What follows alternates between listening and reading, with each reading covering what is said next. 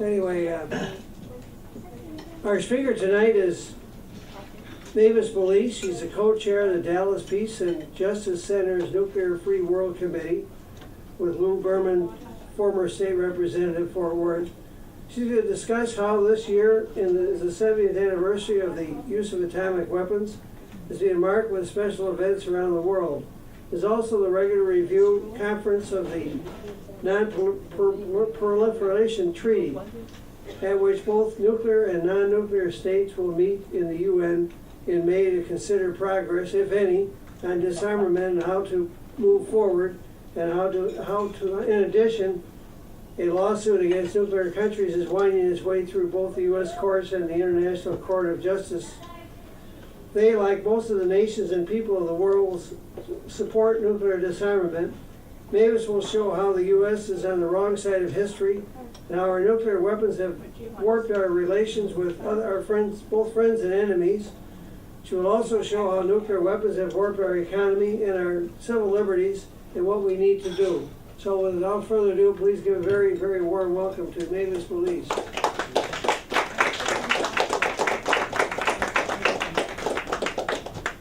I'm going to try to get up without knocking over the camera. All right, you're going to try to get up without knocking over the camera there. That's good.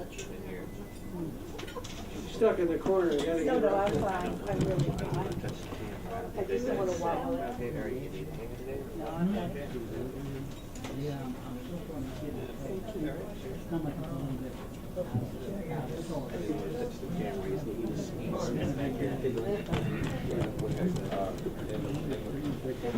Do not touch it. Do not touch it. I'm going to have to readjust. Yes, yes, sir. I'm pretty short. Is that got it? Yeah. Can you hear me? I have a very low voice, so you may have to yell at me at some point to raise my voice.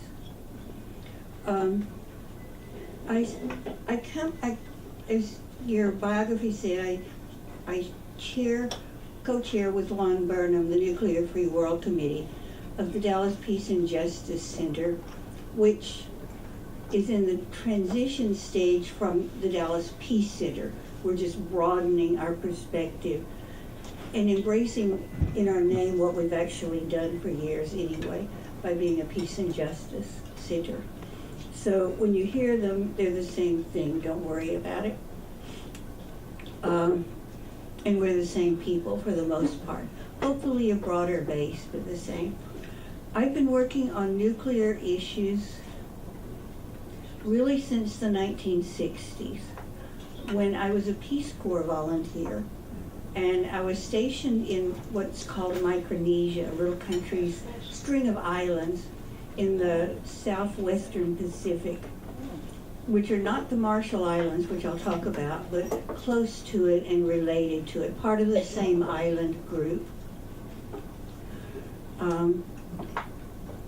I thought this was particularly timely because this is the 70th anniversary of the use of nuclear weapons. I'm a little bit older than nuclear weapons, but not very much. We're within a few months of each other. But they were being developed while I was being developed, so as you may say. The first nuclear explosion was July 16th at a place called the Trinity Test Site in New Mexico. It's now called the Trinity Test Site. Then it was just a missile range for testing conventional munitions. It became the Trinity Test Site, the nuclear test site, with that first explosion. On August 6th, the first use of nuclear weapons in war, or atomic weapons in war, was made in Hiroshima, followed very quickly August 9th by the bomb on Nagasaki. So, although the bomb had existed, on August 9th, immediately after that explosion in Nagasaki, there was not a single nuclear weapon or atomic weapon in existence in the world. We did not have others completed in our arsenal. There were none anywhere else. No other nation had them. It should have been easy at that point to stop, with no one having any atomic weapons. But it didn't happen that way. Immediately, when our military saw what a powerful new weapon they had in their arsenal, they wanted more and wanted to continue. Other nations saw this as a threat, and they themselves also began to develop atomic and later nuclear weapons. So even before the first bombs were made, there was opposition to them, but primarily by the scientists who were working on the project. Many of them opposed completing the bomb, and certainly more of them opposed using the bomb. They realized what a terrible thing they had created and did not want it to happen. Thought that a test demonstration somewhere might do the job of ending the war just as effectively. But that wasn't going to happen. That was not what the military in charge of the program wanted. They wanted a real live or dead, if you say, demonstration project, and they got it. Even though it was fairly clear to most people by then that the war was over and that we did not need this in order to end the war. They were in fact trying to sue for peace in the Soviet Union, but could not make the connections that they needed to make in order to make that happen. Immediately afterward, the development of other nuclear atomic weapons in other countries began. By 1949, just a few years later, the Soviet Union, the USSR at that time, had nuclear weapons. By 1952, Great Britain did. By 1952, also France did, and they were operating independently. We did not provide them this information or the material to do it with. And the number kept growing. By 64, China had joined the club. Somewhere between 57 and 67, and we're not sure of that because of the secrecy surrounding it, so had Israel. In 1974, India. In 1995, Pakistan, and more recently, just a couple of years ago, North Korea. And there are other countries who have flirted with and abandoned stages, particularly South Africa abandoned its program. And others are flirting with the issue now, including some other countries in the Middle East. As you know, that's a major part of the negotiations with Iran that are just currently been completed and hopefully will be ratified. In any case, in less than 10 years, three nations had active atomic weapons, and others were clearly on the path. In the U.S., nuclear issues were almost immediately after the war originally put into civilian hands. The Congress saw not only the potential for nuclear weapons or atomic weapons, but for energy development. And suddenly the Atoms for Peace program began, and electricity was promised to be too cheap to meter. A lot of us have seen how that's turned out.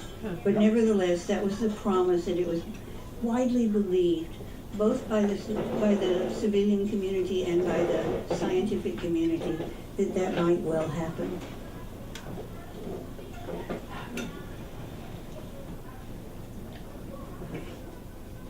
But it was also clear that proliferation, because so many countries were acquiring atomic weapons, was a really real threat, and that there was no clear end to proliferation.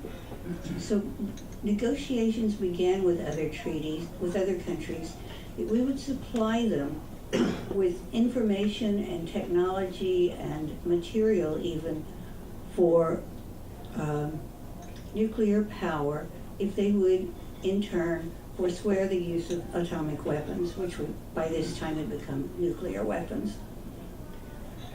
Two problems were kind of immediately obvious. One was this agreed on exchange that nuclear countries would build down their arsenals, destroy the nuclear weapons they have, and get rid of all nuclear weapons in the world. And in exchange, the non-nuclear nations would agree not to develop or acquire nuclear weapons. It was very clear that this was kind of a shaky agreement on both sides of that agreement. The second thing is that there was no timeline tied to that decision. So although the treaty was finished and completed in '68, signed and ratified by enough countries that it came into effect by 1970,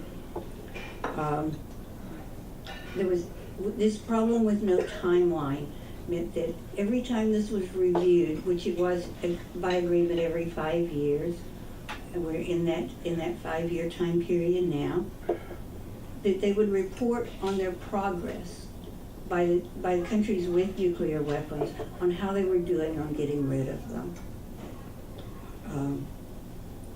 But they would never make a commitment to a timeline for finally getting rid of them. The numbers went up, the number of countries having them went up, and the whole thing was at risk of falling apart. Till finally there was some agreement by the United States and the Soviet Union to begin building down their arsenals, which they both did. Both countries lowered the numbers of nuclear weapons they had. The other nuclear countries said their numbers were so small compared to the Soviet Union and the United States that they didn't need to until the numbers got low enough, close to what they already had, that it would make sense for them to build down also, which means that's never happened. The other problem with the agreement to support the development in countries around the world of nuclear power is that nuclear power is the only way to acquire the material, plutonium, for nuclear weapons. Nuclear power plants the size of Comanche Peak, and Comanche Peak has 2 units. Each of those units produces, if it were separated, enough plutonium to make 1 nuclear weapon a year. So the Comanche Peak power plant could make from its own plutonium 2 nuclear weapons, and maybe 3 a year. The numbers are a little unclear on exactly what's needed, but between 2 and 3 nuclear weapons a year could come out of just Comanche Peak, and we have more than 100 plants like that around the country. So there's a lot of capacity within nuclear power plants.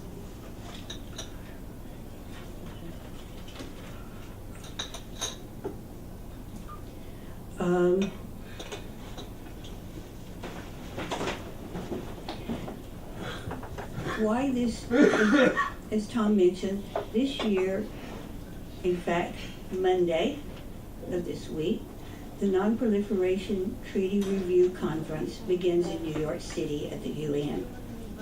This weekend, the non-governmental organizations, groups like ours, groups like this one, in fact, would be considered a non-governmental organization, are having protests and rallies and speakers outside the UN and marches within the city of New York. We won't know until tomorrow how large those are, but there should be substantial numbers of people. By Monday, the official panels at the United Nations begin on nuclear weapons. And shortly after that, the formal review process with all of the countries which is most of the countries of the world who are parties to the Non-Proliferation Treaty, will participate in again asking why the U.S. and other nuclear states won't commit to bringing the numbers down, ending the nuclear arms race as they had agreed. And again, the non-nuclear states will reconfirm their commitment to not building nuclear weapons. And most of them, there are really only 9 out of more than 100 countries in the world. That's 9 too many, but it's relatively small, have agreed to do that. The new twist this year has come because of a lawsuit filed by a little group of islands called the Marshall Islands on the far northeastern side of Micronesia. And many of you will recognize some of the names of the islands in that group, like Bikini, Rongelap, and Iwetok. These weapons were used, these little islands, with only a couple of hundred to a few hundred people each, were used for our nuclear testing for almost 15 years. More than 150 tests were carried out in that small island group. And that's a relatively small number of people. There were, what was at the time described as accidents, what's been more recently discovered by documents that had to be declassified because of the time limitations, were not in fact accidents, but intentional experiments on those populations. That's one of the most shameful chapters of our history, one that's hidden from most of us. This was very much like the kind of experimentation that some of our government programs did with LSD later, with syphilis on unwilling and unsuspecting populations. These were also unwilling and unsuspecting populations who were totally outside this process, unable to make any decisions that were effective on their own, and unable to stop the process because of their relative powerlessness in the world. But right now they have a little piece of power and they're using it. They filed a lawsuit in both the United States federal court system and in the International Court of Justice in The Hague. The U.S. court has heard, and after a great deal of time, finally rejected the suit by the Marshallese to try to force the United States into compliance. Nevertheless, it is working itself up the federal court system. The appeal has been filed and will be carried on up to the federal district court and on up eventually to the Supreme Court if necessary. The same thing is happening in The Hague. It is not yet filed, but the court has been notified that it will be filed against the nuclear nations for not complying with their commitments.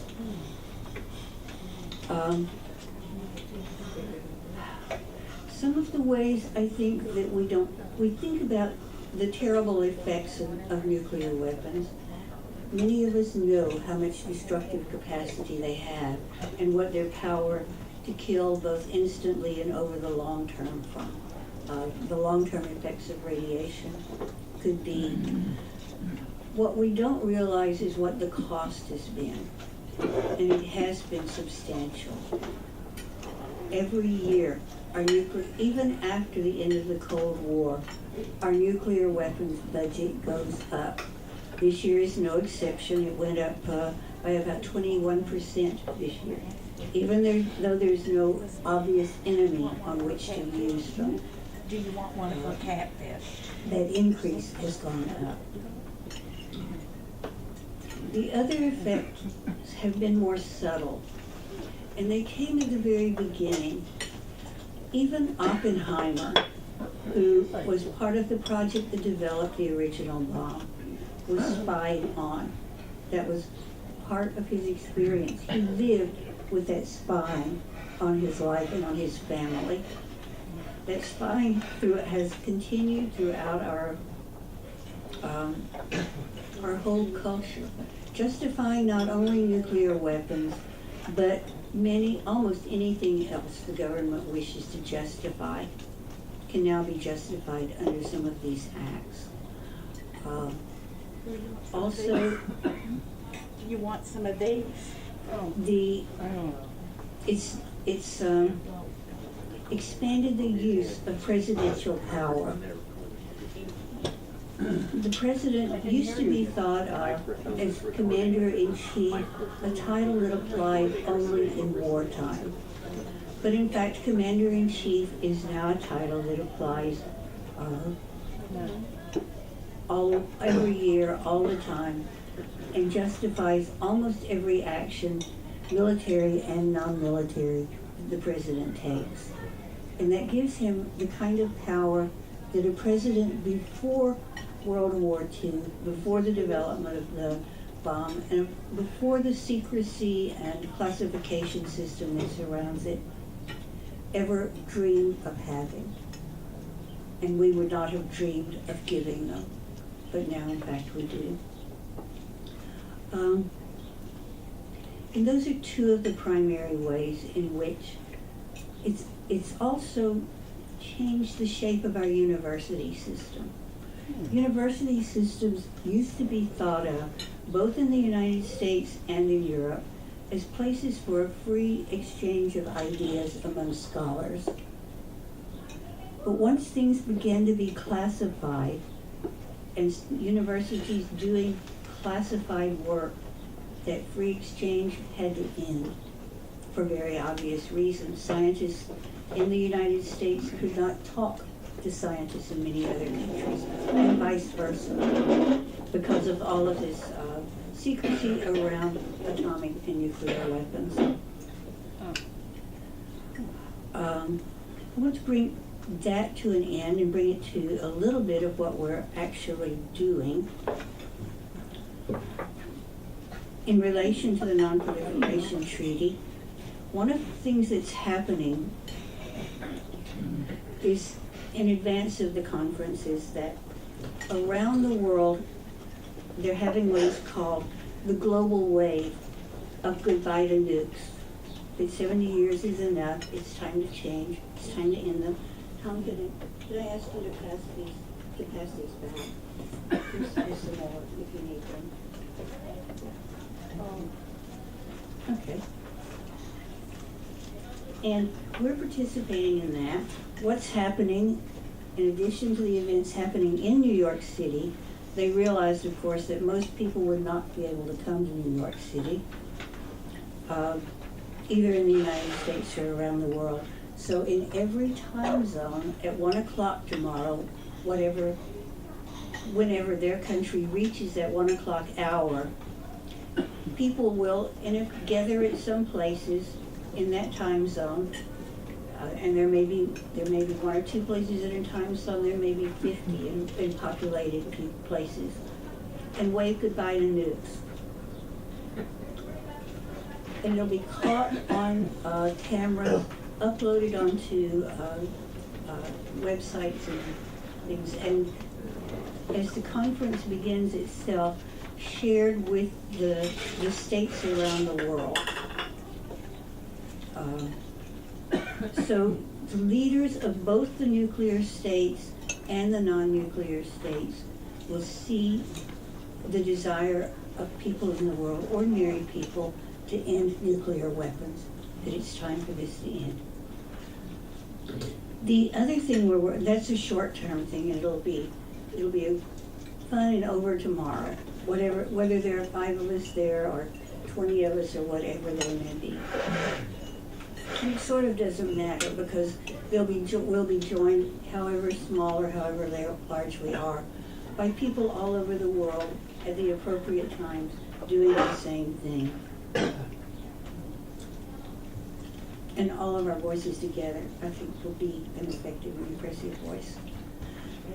Another thing that we're working on is sort of a new thing for Texas in some ways. As many of you may know, Texas has and has had for several years now a low-level waste site for low-level nuclear waste. The wisdom of our legislature and the lobbyists, the power of the lobbyists who influence them, want to expand that and have passed the changes in legislation that will allow them to expand it to accept high-level radioactive waste as well. That includes the spent fuel from nuclear power plants. It could be, which was originally stored in Yucca Mountain, to be stored in Yucca Mountain. But as Yucca Mountain became clearly not technically feasible and certainly not politically feasible, they're looking for a new site. Texas is one of the few places not only willing to accept it, but enthusiastic about accepting it, which goes to show you what I think is a little bit of the educational deficiencies here. But nevertheless, there's the very real possibility that Texas will become a storage site for high-level nuclear waste. So they will travel. What we're primarily working on right now, because it will touch more people and affect more people and educate more people and possibly activate them, is that we're working on the waste that will travel on Texas highways. And all of it will come by either rail or by train. It'll come across every major interstate highway system and some other federal highway systems in the country, because it'll be coming from places all around the country. So it'll be coming from all directions, going probably to the WCS site, the low-level waste storage site, which is highly desirous of getting it in Andrews County, which is on the Texas-New Mexico border. You can see it on the very back of this map, which I'll also pass around to you. So these are two of the issues that we're working on. If you think that the accident that happened in West Texas, when there was the explosion there, the chemical fertilizer plant there, all of these counties of Texas that it will be passing through have the same level, or many of them have the same level of technical expertise available to them. They have largely volunteer fire departments, very few professional policemen. Some of them have only a county sheriff and a deputy or so, who are not trained primarily to deal with radioactive waste spills should one happen. And they have no many of them have no hospitals or regular doctors in the counties. I mean, the fact is, almost all doctors in Texas in medical facilities, with the exception of Lubbock and Amarillo and Midland, Odessa, have no professional full-time doctors. That affects not only nuclear issues, but it affects almost every other health issue that Texans face, particularly women, because there are no reproductive services, obviously, but also anything having to do with radioactive waste. There are no trained medical personnel to deal with anyone injured. There are no trained medical personnel to decide who should and who shouldn't be transported, or anyone to transport them safely. So it puts us in a very vulnerable situation, having the transportation going around the state. They say that accidents won't happen or are unlikely to happen, and it's probably true, they are unlikely to happen, but if they do, it could really be a disaster because of our lack of, and our inability, even should we want to be prepared for them. I think I'll wind this up now and take questions or comments. Where do we go from here, Tom? questions. Okay.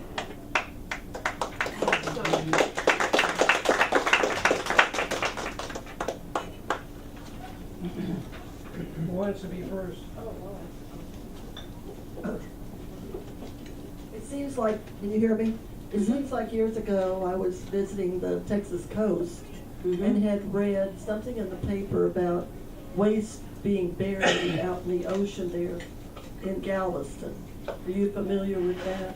Yes, there were, I want to say 50, I may be wrong on the number, drums of radioactive waste on Galveston Island. They weren't actually in the ocean, they were actually on the island.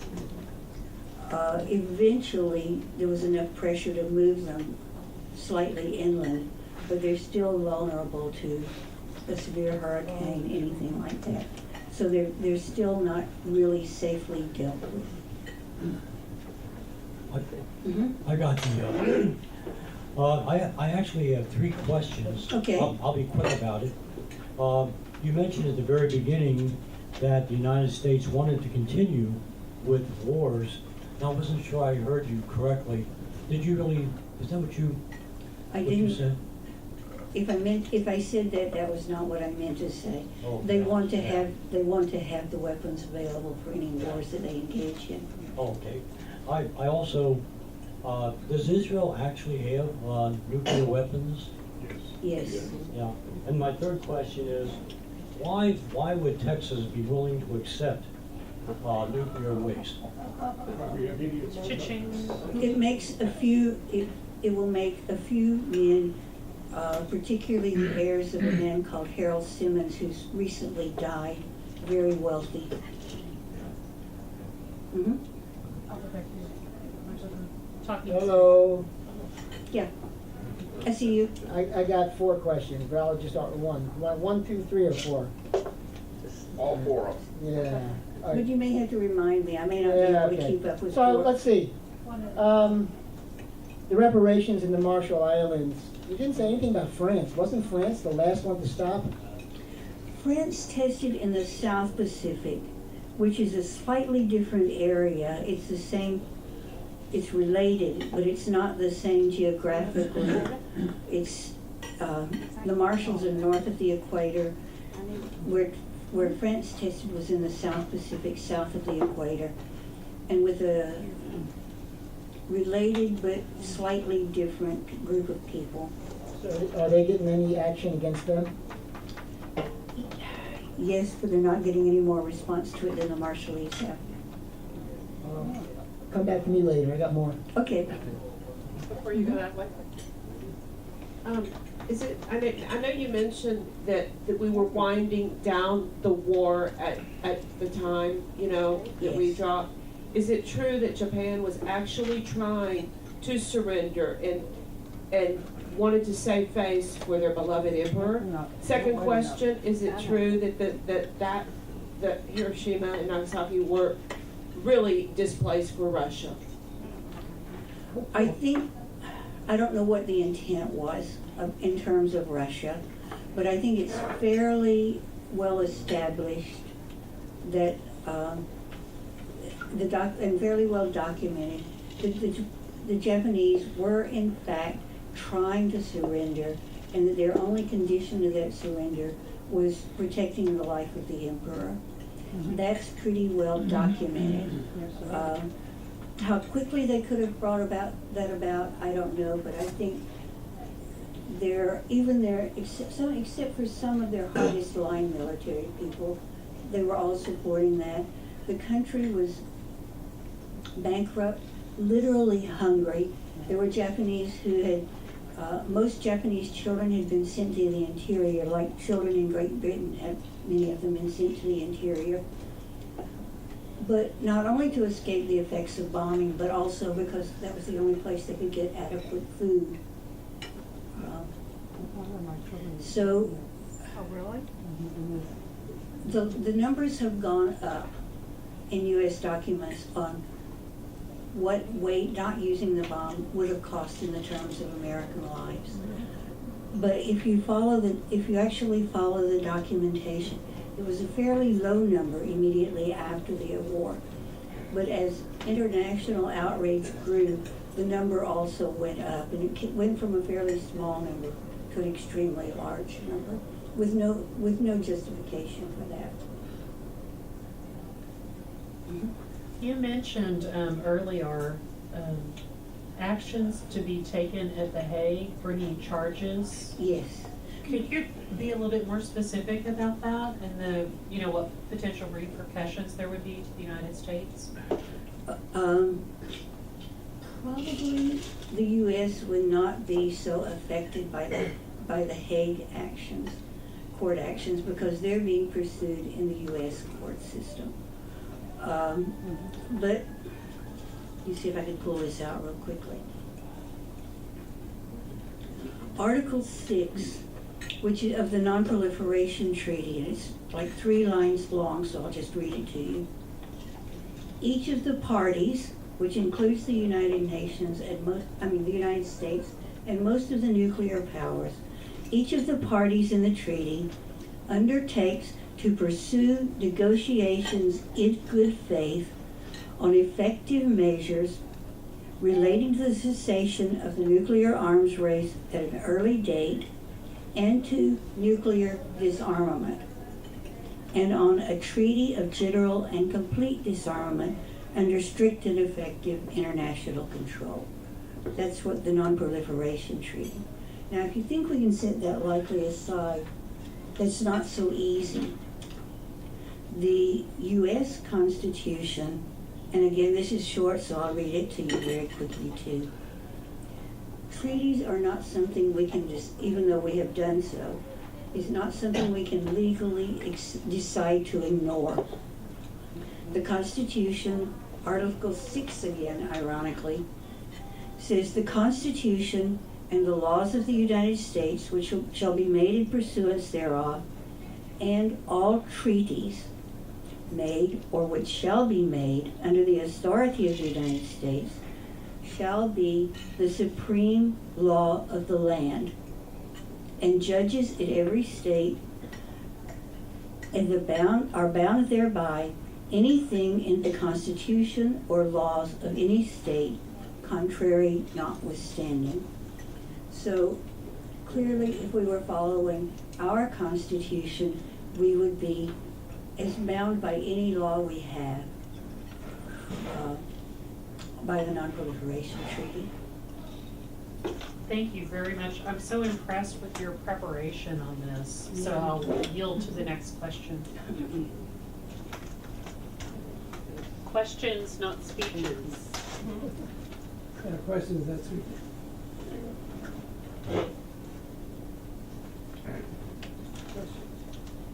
What did your parents do during World War II? Both of my parents were in the military. My father was in the Navy, and my mother was in the Army.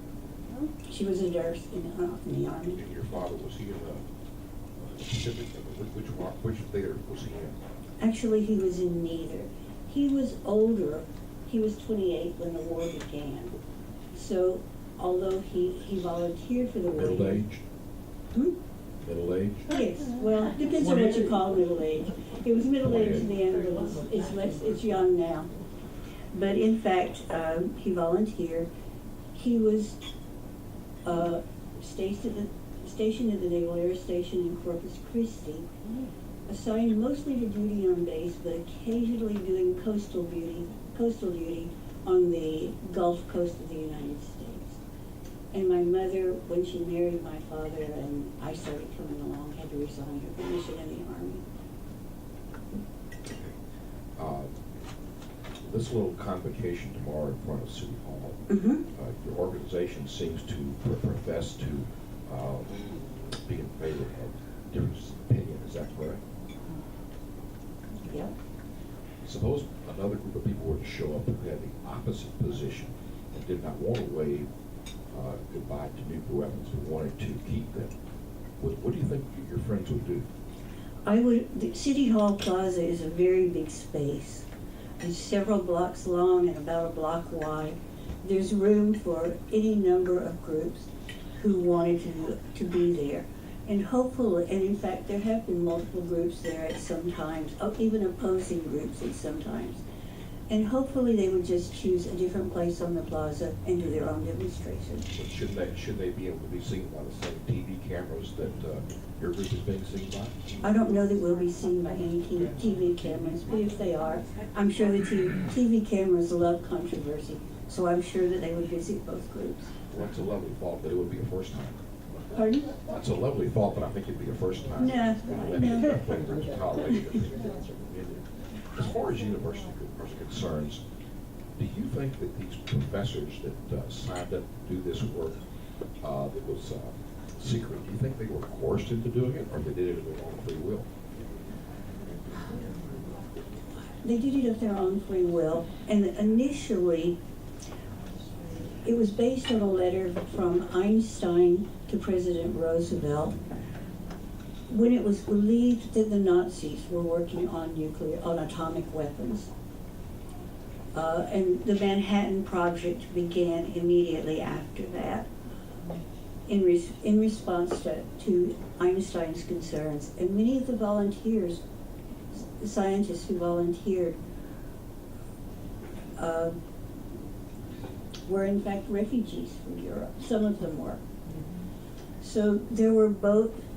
So was it all right to make university research secret as long as it was against the Nazis but not against the communists? I think there are two parts to that. They believed it would be used against the Nazis. When it became clear toward the end of the war, and certainly after the invasion of Europe, D-Day, that the Nazis were not, in fact, working on atomic weapons, and had given up the project fairly early in their rise to power. So. But isn't it true though that it was only proven after the war? They didn't know until after the war. Can I ask you a question? But I'll be happy to give it up. That they were afraid up until after the war that the Nazis would develop one first. No, they knew that fairly by the middle of the war. Have you read anything about Werner Heisenberg and the Nazi bomb project? Yes. And so you would know that he was working. They had an official program that they originally pursued. If it wasn't for the fact that Werner Heisenberg let them down, intentionally let them down, But they knew that. But they knew that. We didn't know that. Yeah, actually, we did fairly How do we know early. that? We had very good intelligence. I mean, we had more intelligence than we were willing to admit about what was going on in both Germany and Japan. No, I don't have a question so much per se, but I know some of your background and you've been such a wonderful activist in peace issues, and I'm sure not everybody else knows about that. Could you talk about your start with the Dallas Peace Center and where all you've been, West Texas, where all you've done in the meantime, because it's pretty impressive. I was, like I told you at the beginning, I was in Micronesia, on the opposite side from the Marshalls in a place called Belisle for 3 years. When I left there, I went to Japan for about 6 to 7 months and was in Japan during the Vietnam War when there were, which did not get reported in our press but was widely obvious in Japan, large protests in Japan about the U.S. use of nuclear ships in Japanese harbors, which was against our treaties with Japan. After that, I came back to the United States, worked here in Dallas for many years with several different peace organizations, including the Dallas Peace Center.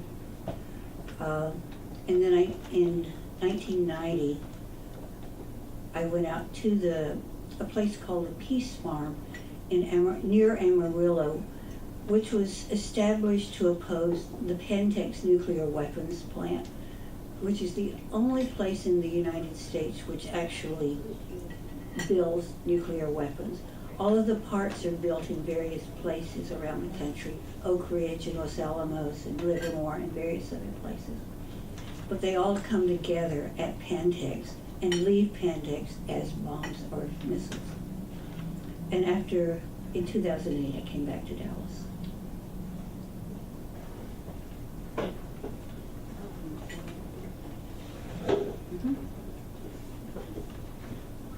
I got a bunch. Okay, Go, go, go. They're kind of like challenges, but not, I'm on your Okay. side, I'm not on his side. Go, go, go. Anyway, I'm used to people opposing me, that's no, all I'm not right. opposing you, I'm not opposing you. It's okay if you Let's start do. with the easy one. I didn't quite catch this 21% increase in US since when? What was the time frame of that thing? Let me see if I can find that.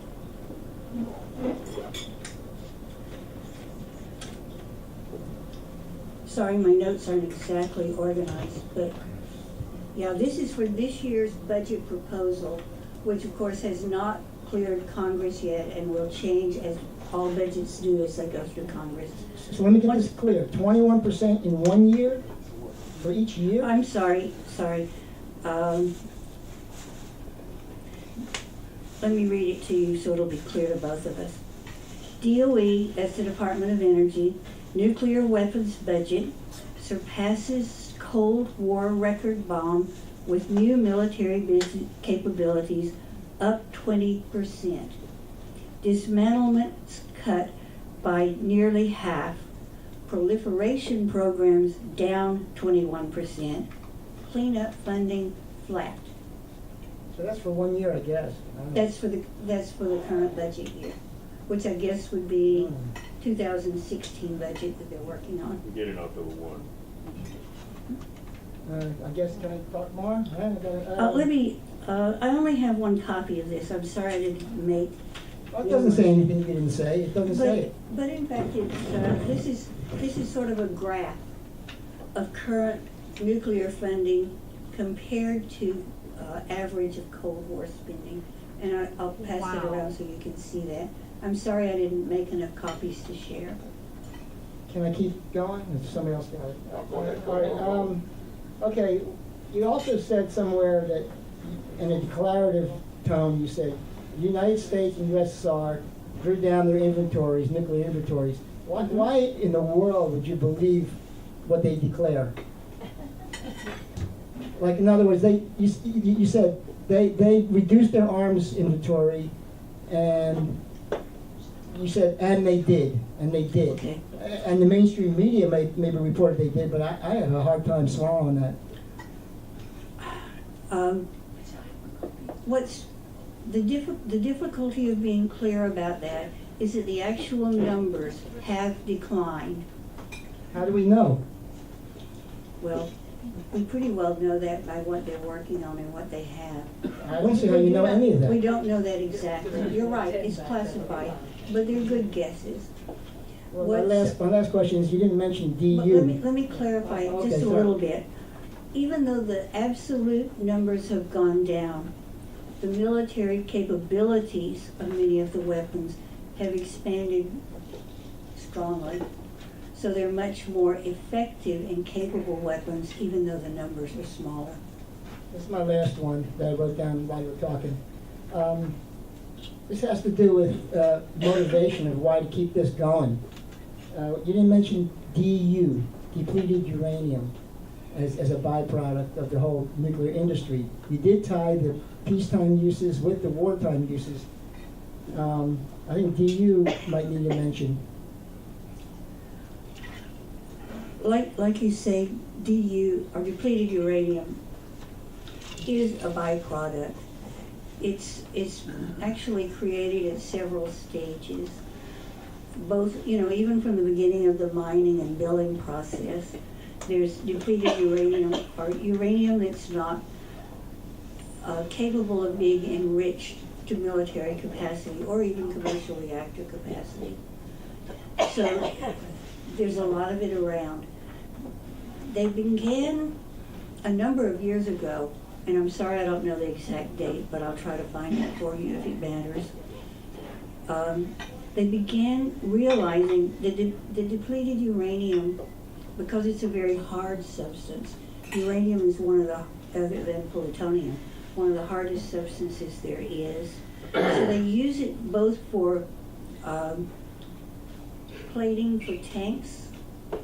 So theoretically, missiles can't explode tanks, and also for plating for missiles and bombs, so they can penetrate much greater than they could without that hard shell provided by depleted uranium. But it is all over the place. There's a lot of it, both environmentally and in use, in military uses. And the military has no intention of giving it up. Go ahead. I'm sorry, but I'm a slow learner. You mentioned the classic coal. I can hear you. Oh, yeah. Okay, is that better? That's fine for me. Besides that, on the floor. You mentioned that, I believe Amarillo and a Pantago plant. Pantex. Pantex. Okay, that, It's short for Panhandle of Texas originally, so. and that's in Amarillo. It's 17 miles northeast of Amarillo. Okay. Yeah. So all of those things come together at the Pantex. How do they avoid a bad accident there? By the grace of God. Or if you believe in God, or by dumb luck if you don't. But it's, or you may believe in dumb luck. But really, there have been accidents that have killed people at the Pantex plant, but not large numbers of people. There has been some contamination of the Ogallala aquifer underneath the Pantex plant, not clearly by the nuclear materials itself. There's some question about that, but by the conventional explosives which are used to make the weapons. You have to have the conventional explosions to set off the nuclear explosion, and they're pretty heavily contaminated with that. Shall I yell help? Just stay downwind if you're there, or upwind, I guess.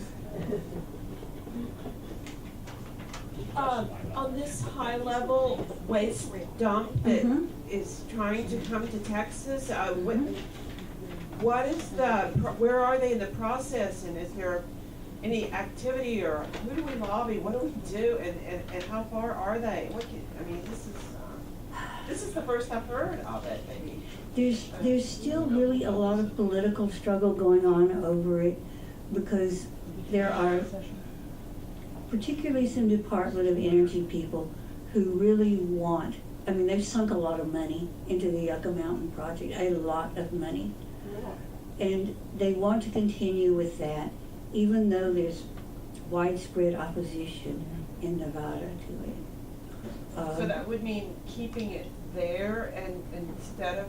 Well, right now it's not moving. Right now it's located at nuclear power plants primarily, because there is no place for it to go right now.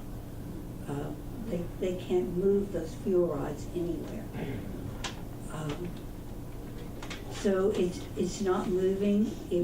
When it does move, like I said, Texas is competing for a new, since Yucca Mountain has been disqualified, Texas is one of the competing communities for that. How far in the Yucca Mountain area, how far is that from, like, where people live? Las Vegas. It's closest to Las So Vegas. it's closest But to it's Las about, Vegas? I would say it's an hour and a half, a little bit over an hour out of Las Vegas. Thank you for your beautiful presentation. This is awesome. Can you speak a little bit about what's going on at Fukushima? I'll try. And the fact is, we don't know really what's going on at Fukushima. They've sent robots into this site fairly recently. Some of the robots have been lost. The pictures that they got back from the robots, the sites are too radioactive for people to go into. That's why they're using the robots. But they've seen effects that they did not expect to be seeing, and they don't know what's causing them. Particularly unusual lighting effects that were not anticipated, have not been seen before. at any other nuclear power accidents, although there have not been any as bad as Fukushima anywhere else. Chernobyl being pretty close, but I think Fukushima has now passed Chernobyl. So they don't really know what's causing that, whether there's risk of additional meltdown or not. Water is still leaving the plant into the ocean. How much the ocean can absorb, we don't know. It is showing up on the U.S. West Coast now at very low levels, but it's not going to stop coming. There's nothing to stop it from coming. So I think we still don't know the full effects of Fukushima yet. Has your organization, or any similar organization that holds your views, ever had an office in the Union of Soviet Socialist Republics? No. Nor have I ever gotten a paycheck from from Russia. Communist China. No, I have not. Nor North have I gotten Korea. a paycheck from them. No, and nor have I gotten a paycheck Doesn't from make any them. difference about your paycheck. I wonder why, and I presume the answer Well, would be a lot that- of people that- think that- we're paid not in well. Israel, and not in Pakistan, and not in India. Actually, we do have groups and colleagues working in India, Pakistan, and Israel, although that's much more complicated. But yes. Why is your protest work restricted to the West and not to the communist world? Well, for us, it's because that's where we are.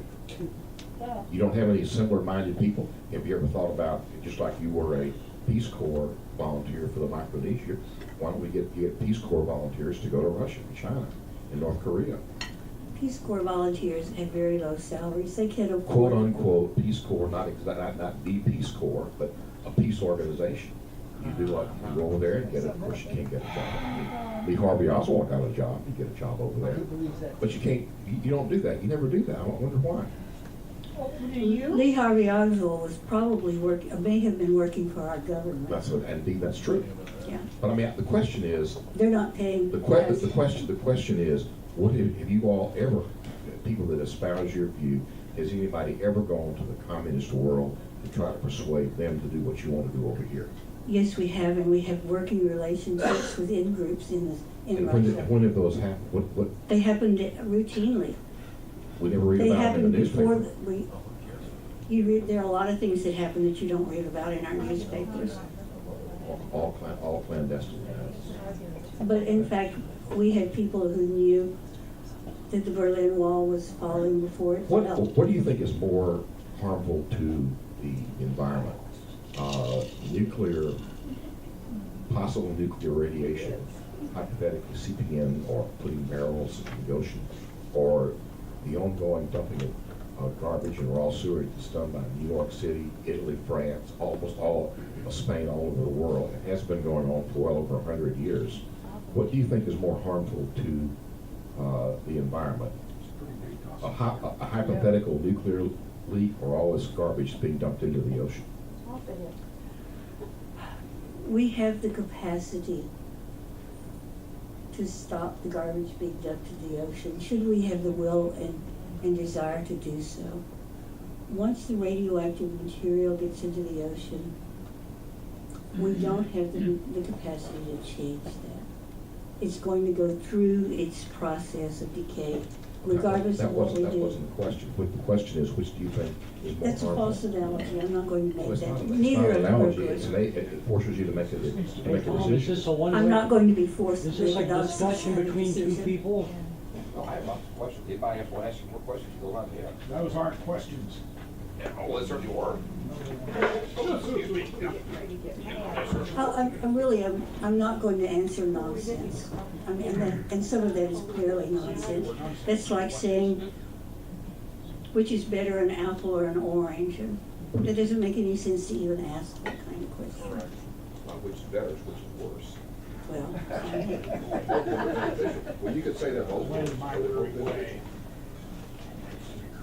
I think we're running out of questions. I get you get this in now. okay. Hey.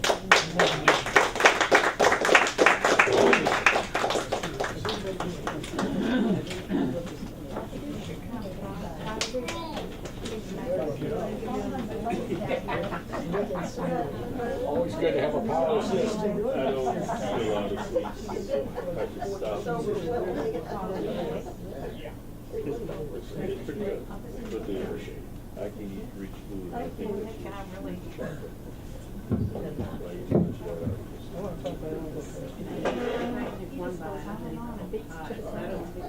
Okay, now it's your turn to talk.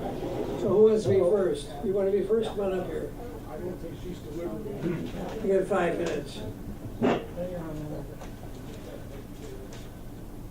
Can you make it?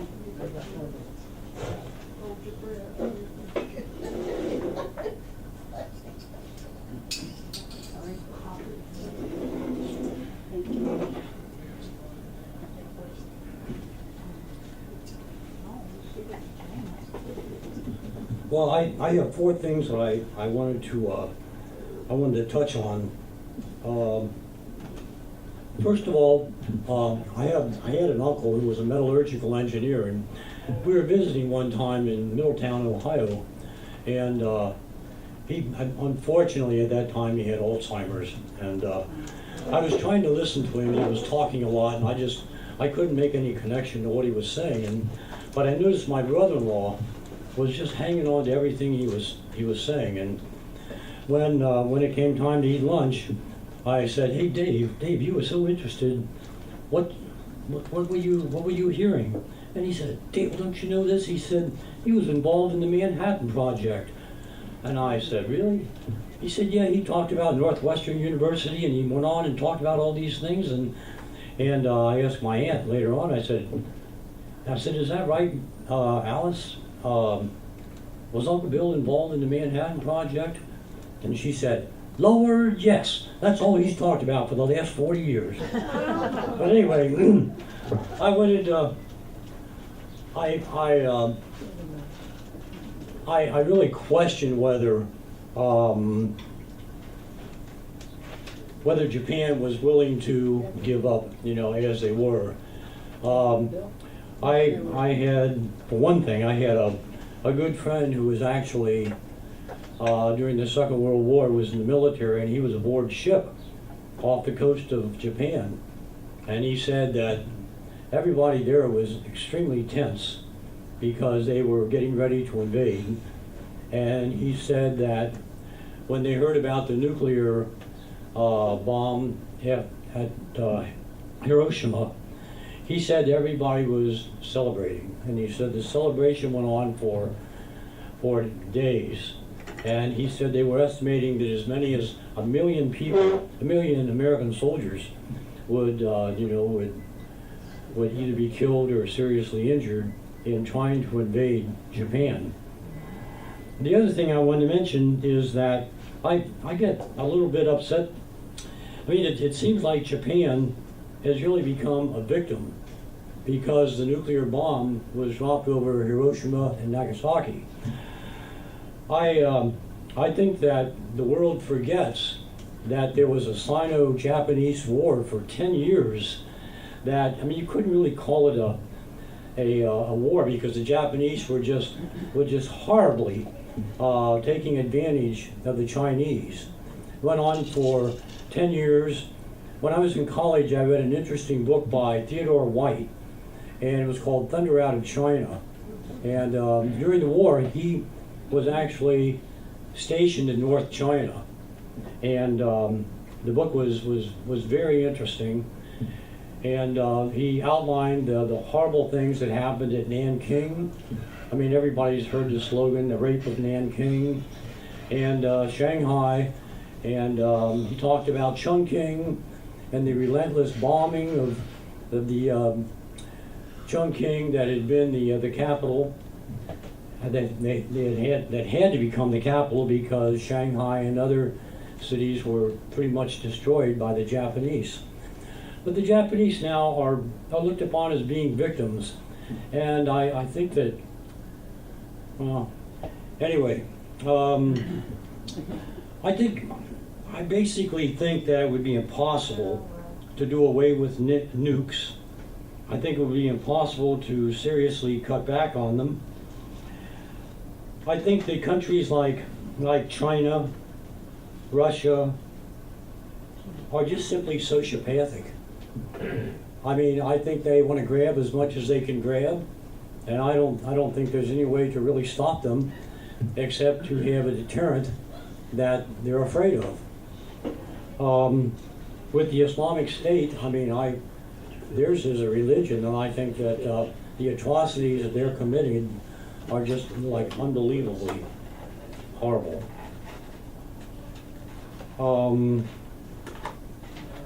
Oh, that's it. That's all I wanted to say.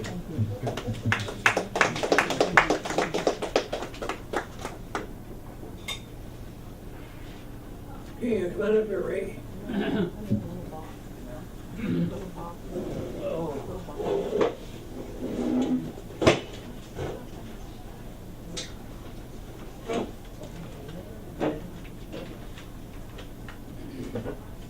Well, I'm going to have to leave early tonight. I managed to wear myself completely down today. That was a good talk. I enjoyed that, and I learned some things about that stuff that I was certainly not aware of. I'm going to bounce off of what Dale said, though, too, and then this is going to be a hit and run. Stay here so we can get out. Yeah, after I do this, well, you don't know why I had to leave early. Well, right now we have two great threats in this world, and that would be Russia and Iran. The Baltic countries of Estonia, Latvia, and Lithuania are afraid of Russia and Putin. NATO is on high alert and beefing up their military. They're making military sorties all around the Baltic because they're afraid that Russia might invade. Iran is building up their nuclear program and is on track with a bomb and a means to deliver it. The leaders have been chanting, "Death to America, death to America, death to America." That has been an ongoing chant, and our government simply says, "Well, don't worry about that. That is for the local consumption." Iran has been conducting a proxy war in the region. They finance, supply, and provide fighters in Syria through Hezbollah and Lebanon. They really have much of Iraq right now. Iran has large control of most of Iraq. The southern part was Shiite all along.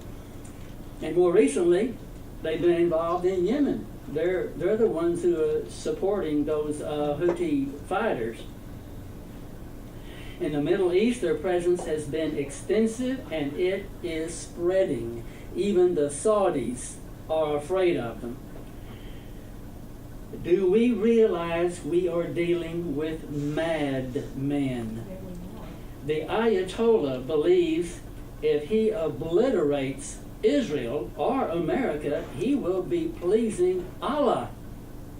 This is a religion, and we will not dissuade him.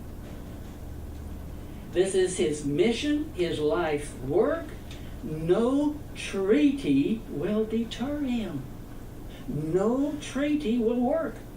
A lawsuit is absolutely laughable.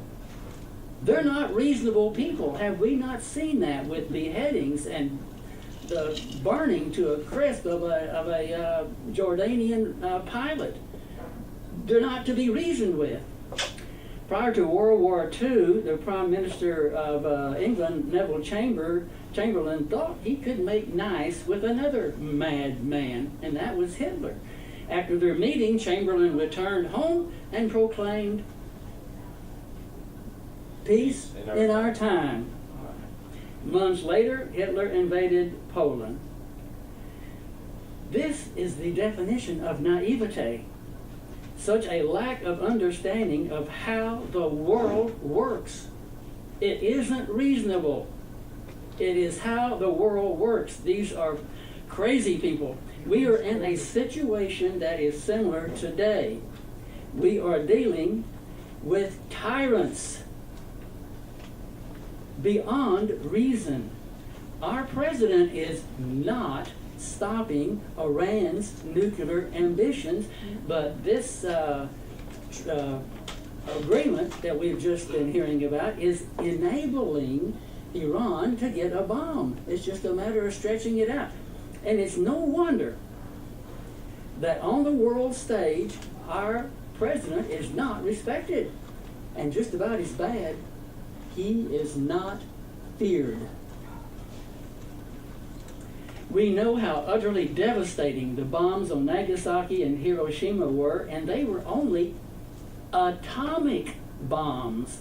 A nuclear bomb would obliterate whole countries and millions of people. How naive will we be? Do we ignore death to America? We ignore it, but at what cost? Thank you.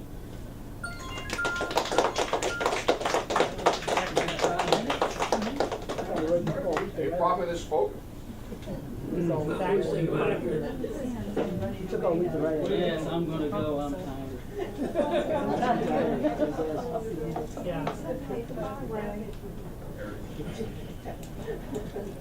I am really tempted to delve into international politics, but I don't believe I can do that in 5 minutes. There's no way. What you think is going on is very far from what's going on, truly. I wanted to talk about Wallace Minto. I don't know if our speaker or anyone has touched on Minto yet. The Manhattan Project had a number of really top minds, top scientists working on it. Many of them were very stricken after Hiroshima and Nagasaki. And as a kind of a offering to their conscience, really, they insisted on nuclear power plants. That's my take of it. This is to placate their consciences as much as anything, as far as are they practical? Not really. Not. We have no really good way of getting rid of the waste. But one of the interesting things Minto did after he left Manhattan Project, he was also involved in setting up nuclear power plants. He retired to Florida, I believe Miami area, in '71, and he was impressed by the pollution. At that time, cars weren't all that clean. And I'm not sure exactly the timing on this, but it didn't take him long at all to figure out what was called the Minto Freon car. Now, it actually did not run on Freon. It ran on a very reasonable amount of natural gas, but what it was using was low temperature phase change liquids to create quite a lot of force to drive a car. And he was working with Datsun Nissan. They had one problem in Florida is you get one of these cars on a blacktop on a nice hot Florida day, and there's really no temperature differential there to work off of. So you have a little bit of a issue getting the car to work all the time. In the northern states, it probably would have worked very well. Or they could have used some different liquid rather than Freon as the low temperature phase change element. But all Minto was doing was making a closed loop system just like the nuclear power plants. At that time, no one was sounding the alarm on Freon. I read scientific papers when this hydrofluorocarbon law came out, and the comments were coming in as far as peer review comments that okay, 3 people got Nobel Prizes, but this functionality can't be demonstrated in nature or in the lab, either one. It's all theoretical. But since that time, we've had to. Oh, and then DuPont's Freon patent was just happened to be expiring when we got the ban on Freon. Well, whatever. Science is science after all. Minto really wanted, I believe, to help society and offer us clean technologies. The clean technologies really have always been there, but it's just like anything. It's kind of like alternative medicine. There's some great alternative medicine schemes, but they haven't received the kind of research and really due diligence of years of working with them openly that the regular allopathic medicine has. So they're not as reliable, and I mean, you know, we all have to go sometime. But so anyway, Minto represented, I feel, one of the scientists who really wished to do good out of the whole Manhattan experience, and do good without nuclear power, because really what you're using with the Freon is a low temperature phase change liquid. You're basically doing a natural gas mode of operation there, and all of the nuclear plants existing right now could be adapted to run off of Minto's technology, the same that he was marketing to Datsun Nissan, and do so quite efficiently. There are options, folks. The problem is the politics of it is money, a lot of cartels, the bankers. When you peel back the curtain, you always find the bankers. Thank you.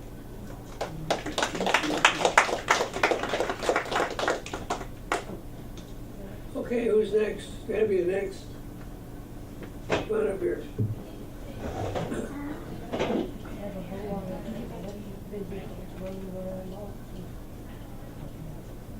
No, thank you for that talk. It was very well prepared and organized. I tend to agree with you, and I'm going to give you my philosophical basis. And it has to do with science. As a profession, I'm an artist, and I'm probably the most scientific artist you know. And my son is the most artistic scientist you'll ever see. But anyway, what is science? It's a tool. It's a method. And I've come up, I don't think I did originally, but there's this word that I use, I call it scientism. And I use that to distinguish it from the real scientific method. The heart of science is the scientific method, where evidence and observation are paramount, and any prejudgments are very secondary. They need to be thrown out. If anything conflicts with observation, you have to start the cycle again and rebuild your theory. Science does work. I rely on science rather than Jesus when I try to start my car. I tried saying Jesus, but anyway, I got a new battery. But science has triumphed excellently since Galileo. It's just been really great.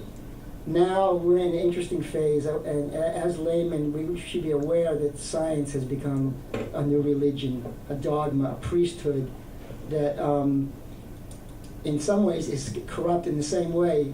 Let me remind you about the Galileo story. You probably know, but real quickly, he had discovered through the best telescope of the time Jupiter, and by observing it, he could see that the sun was in the center of the universe, not the Earth, and Jupiter had a moon.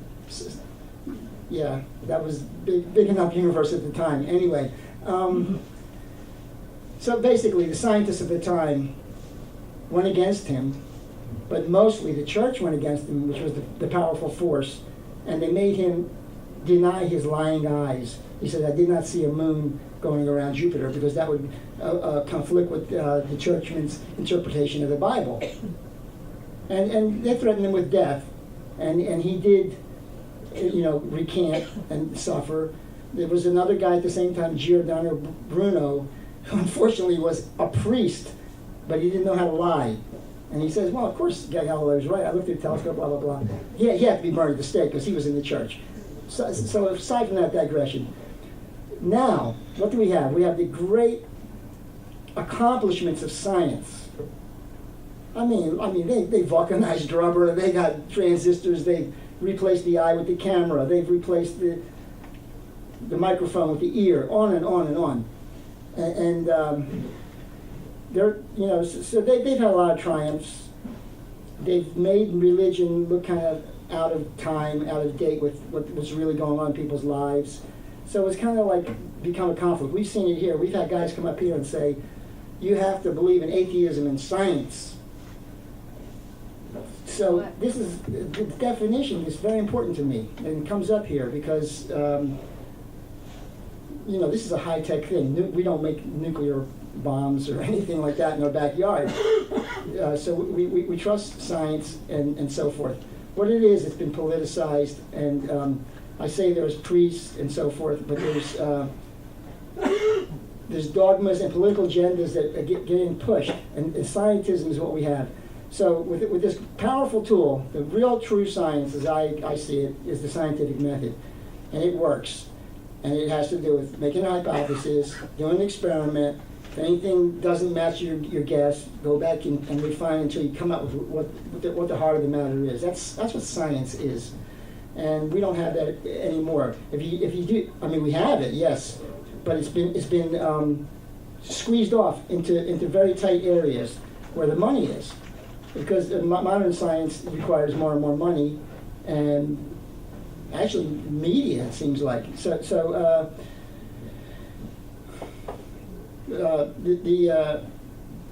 science that I call the true science could take us anywhere. It's infinite, and it could do a lot of good things. But what are we seeing growing? We're seeing things that are fed, and I see it as foul things that are being fed, just like a bacteria or something that's, you know, you're just giving. So we're having the war industry fed, which I'm sure he loves for some reason, and I love freedom. The war industry is freedom. Liberty. War is peace, by the way, 1984. War is freedom. Freedom is slavery, 1984. Liberty. Ignorance is strength, 1984. Anyway. Would you rather live in East Germany? I've been a lot of places. I was born in Germany. That's my question. Would you rather live there? My son does. He chose it. I don't know why. But anyway, I have no idea. Look, there's a lot. Well, everything you know, everything I know, it comes from the media. So we're really reduced to very few things we really know. We really, really know. I'm telling you. You sick of me? There's nobody else. All right. So, I'm trying to make a point. I don't know why I thought of this. I should have figured out how to say it. Okay. We shouldn't trust people just because they have a red, white, and blue flag on them. We shouldn't trust people just because they say science is behind them. The word science is not the pure science that is really just the essence of pure logic. So, we have to be equal opportunity and distrust everybody, especially when they're making tons of money and poisoning us. Thank you.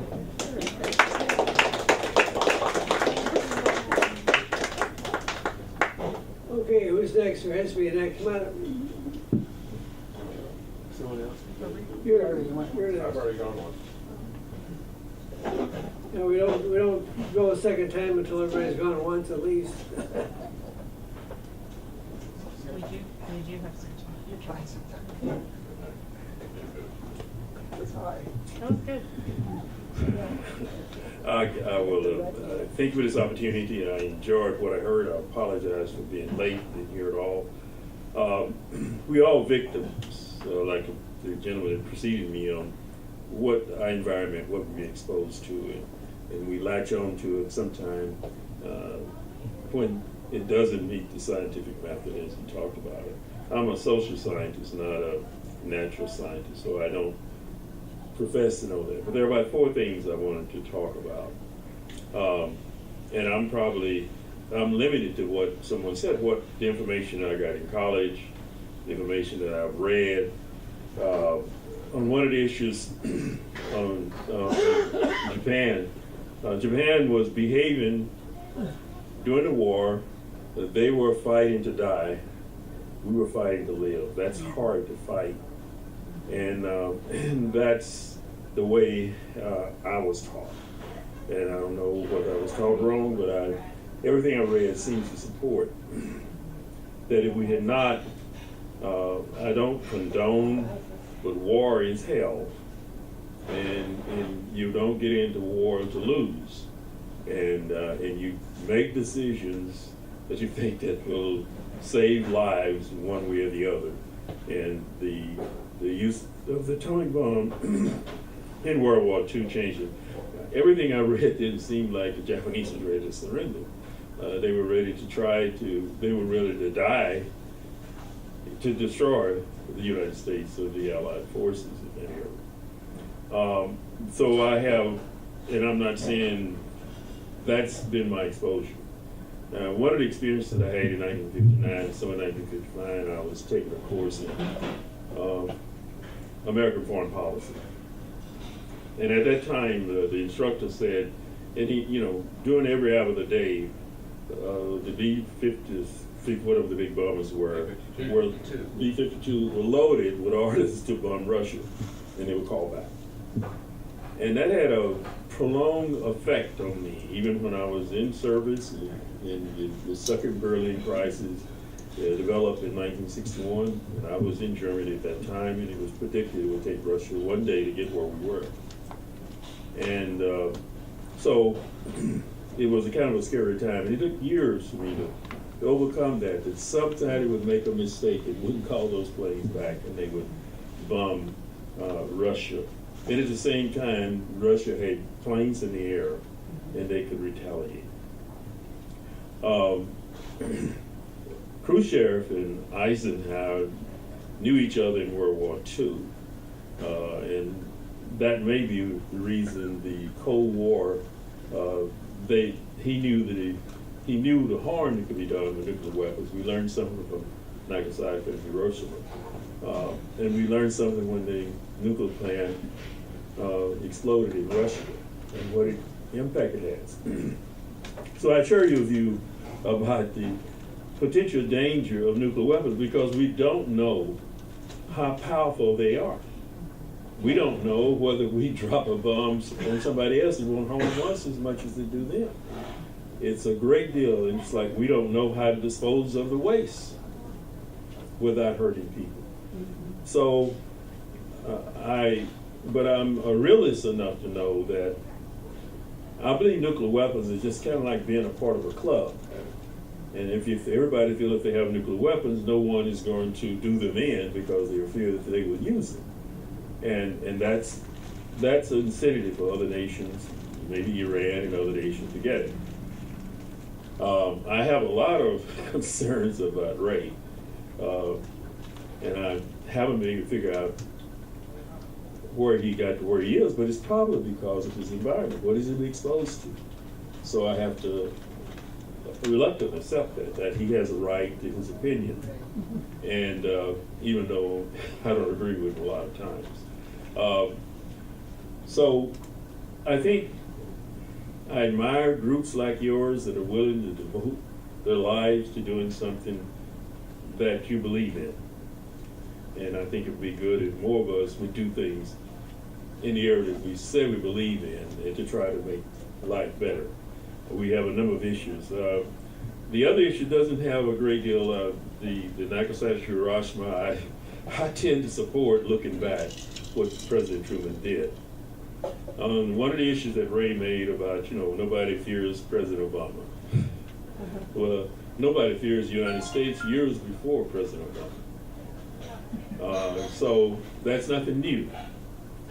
But we all have to realize the United States can't whip the world, and if we could whip the world, we couldn't occupy it.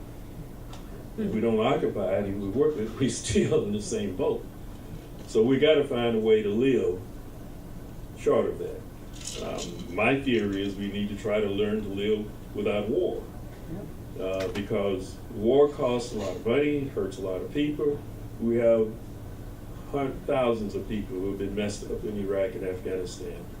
That's going to be messed up the rest of their lives. And I think we need to think about that. That's, I guess, when I get perturbed is when people talk about we need to put more troops on the ground here and there. And I had a cartoon that I used in my class, and I'm not a Republican, but I pick on Republicans too. So I said that up front. But they had the Senate all jumping up voted to send troops to fight in Syria and go back in Iraq and kick the Iranians out and all that kind of stuff. And so the gentleman went on and said, we're going to ask the second question.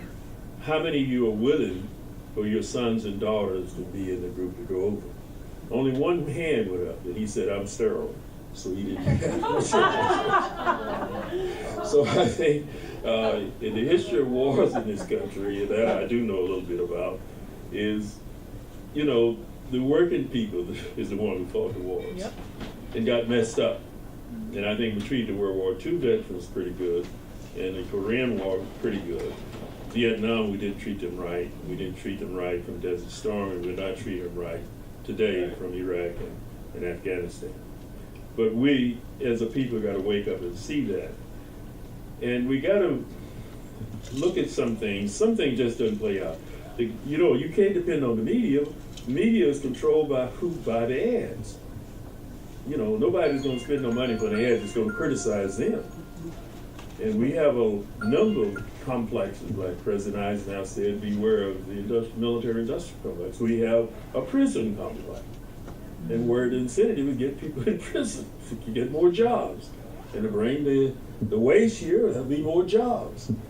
We have brainwashed people that we got to do everything for jobs that may kill them and may kill all of us or hurt and damage all of us.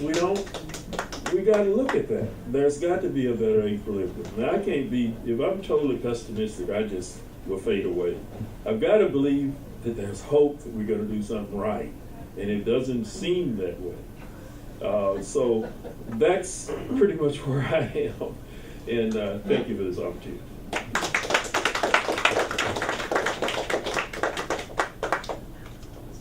Okay, who's next? You want to do it again, or any else? First, I got to see if there's if anyone else wants to get up here. Yeah, I'll take a shot and let them go first. I need to go to the bathroom. Let me get that gentleman before you go to the bathroom. Yeah, I want to make sure we got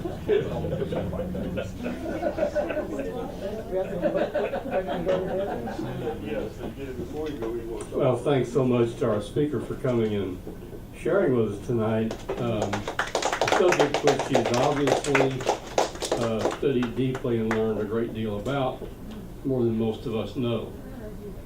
A lot of what you find people saying, and you will find yourself saying on this subject, is not factual. It's philosophical, and some of it's theoretical.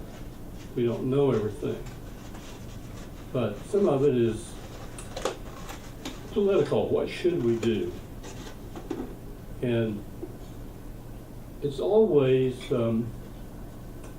more informative when we can look in the rearview mirror behind us and see what happened and go back and investigate, and inevitably we will find out things that were not known at the time.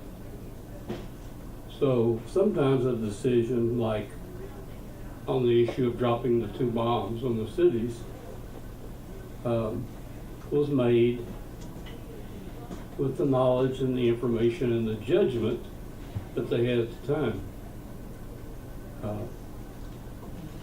I was very young, so it scared the liver out of me when I heard about it, but I really didn't have enough understanding to fully comprehend how serious it was. There was an interesting thought tonight about use the 2 bombs we had and then maybe shut it off. I think it would have been amazing if we could have done that and seen what the result of it would have been. Because at that point, we knew how to make one, So if other people started getting in gear and putting together programs, and they were getting close to putting deliverable weapons into their arsenal, we could have always fired it back up again and produced our own arsenal and been an effective deterrent. Nobody knows, right? That's speculative. One of the things that I've thought of that is speculative is we do really not know what we prevented by bombing those 2 Japanese cities.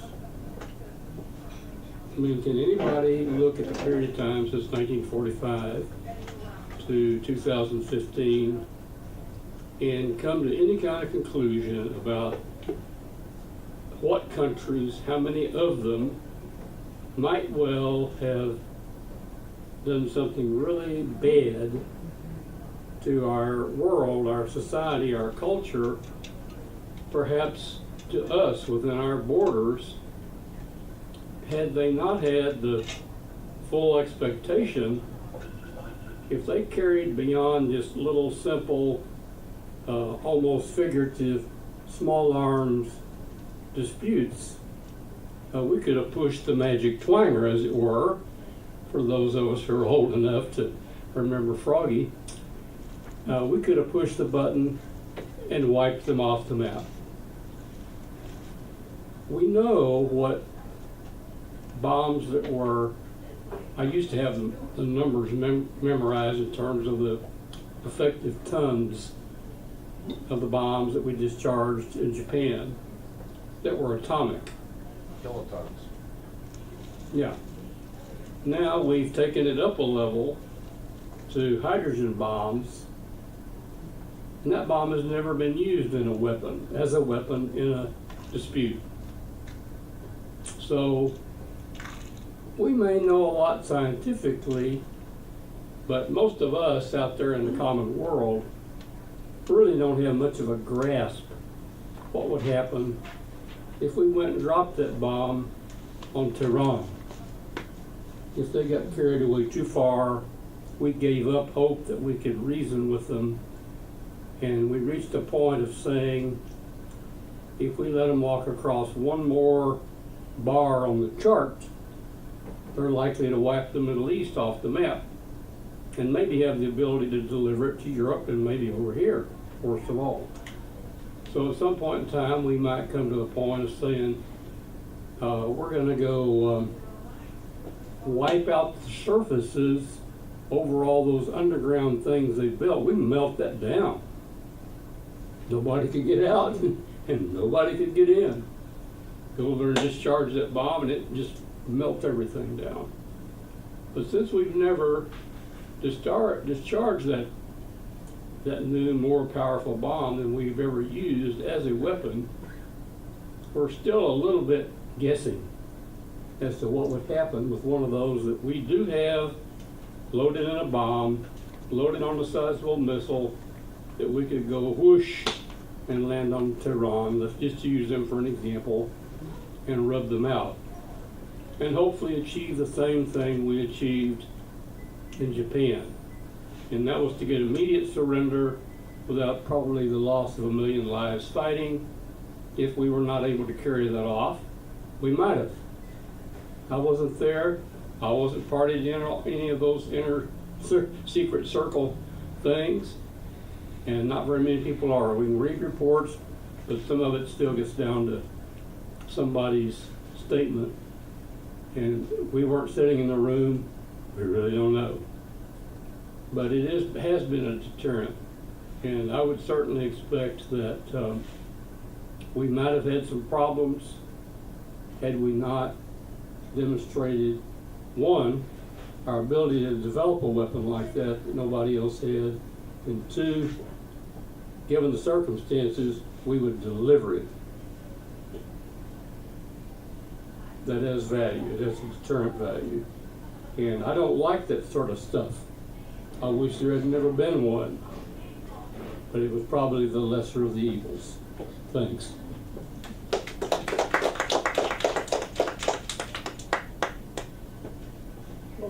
Come on, are you gonna do one? Yeah, I'll let him go. Well, he's going a second time now. That's all right, once I get my 5 minutes up. I'm gonna get too much water. I get water from other people. C.S. Lewis was responding to a comment by a British statesman. The British statesman made the comment, some people are not worthy to be anything but slaves. C.S. Lewis said in reply, really, that's not the question that I ponder. I wonder if any are worthy to be masters. One of the issues we have is the issue of hubris. Maybe hubris is not the best word, but I think it works here.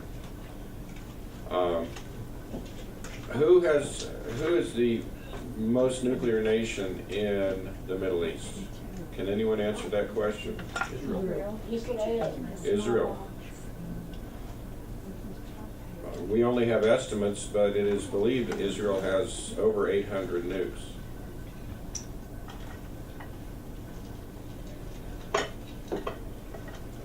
I was introduced to a gentleman who was the president of the Retired Intelligence Workers National Organization, a gentleman by the name of Roland Carnaby. 2 weeks later, he was murdered by Houston PD on helicopter cam. And you can probably still find that footage, although it's kind of been sequestered, I guess. I don't see as much of it around. But Carnaby was investigating the illegal black market transfer of nuclear material from Pantex through Houston Harbor to a U.S. ally. Need I say more? Carnaby died. So, hubris. We have an ability.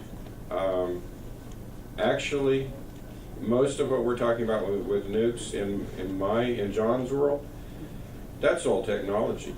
They have new technology.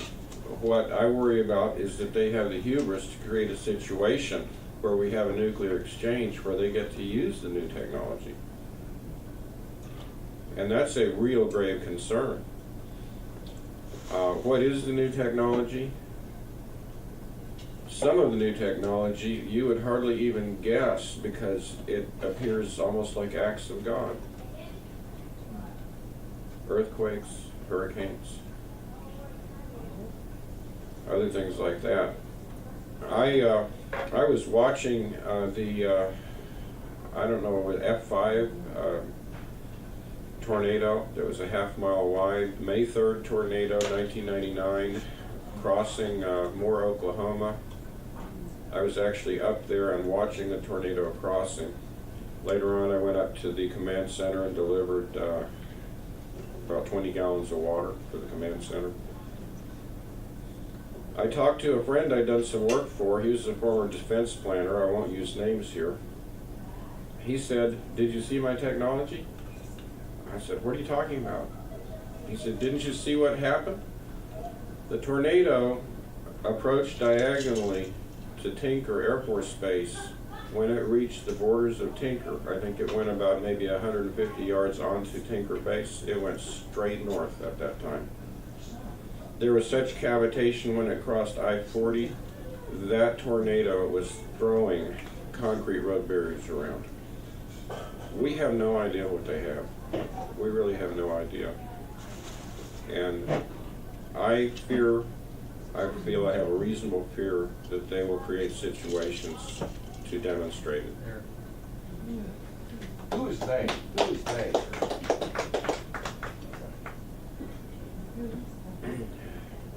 Who has their finger on the button? You answered that question. Barack Hussein Obama is the only person in this country that has it. And is he anything but a puppet?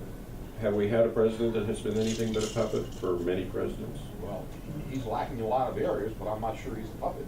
Unless you want Why to are say you that. not sure he's a puppet? I've been told by intelligence people that nobody above a certain level in this country is not coerced, compromised, or basically controlled.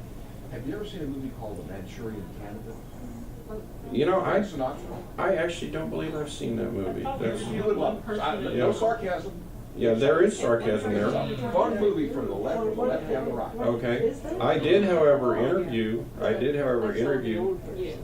former Nebraska Senator John DeCamp, and he gave me a 2-hour interview on the Franklin cover-up. I won't even go to at this mic what that involved and entailed. Y'all can research that. That's pretty seamy stuff. Franklin cover-up. Yeah. But that is one way that our politicians are controlled. They love people who have personality flaws. They love to put them up there on the top. Thank you.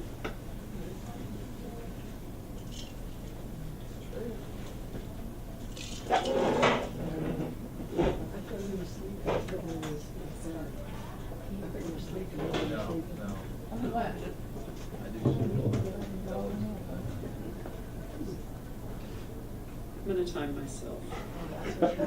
Try to get Tom to do it, try to get Mike to do it, nobody will do it. Okay, there. When it goes off, I stop. Mavis, thank you so much for your presentation tonight and for your experience and all of the things that you have shared over time. And I'm so honored to be able to be a part and listen to this talk tonight and participate in it. And you know, as Calvin mentioned, it's nice to be able to come here and hear diverse points of view one at a time and, you know, understand that, hey, we're not cookie cutters. We're not all exactly going to think alike. And that's the strength of our nation, is that we do have that freedom of speech that we need to defend to be able to continue forums like these, to continue sharing knowledge. You know, it was interesting when there was a little bit of an exchange about, you know, are you in Russia and why not? Well, Russia doesn't really have the ability for freedom of speech that we do, even today, even with the breakup of the USSR. I mean, if anything, you know, you disagree with Vladimir Putin, and boom, boom, you're in an open forum that's supposed to foster debate and civil discourse. The leader of an oil and gas company is not shot, but his company is taken away from him, and then he's put into prison. So you think you can talk this way in Russia? Think again.